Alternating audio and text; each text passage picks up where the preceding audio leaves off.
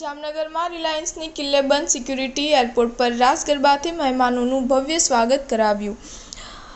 અનંત અને રાધિકાના pre wedding સેરેમનીમાં દેશ વિદેશથી બિઝનેસમેન, હોલીવુડ, બોલીવુડ સ્ટાર્સ તેમજ સિંગર્સ સહિતના સેલેબ્સ જામનગર પધારી રહ્યા છે.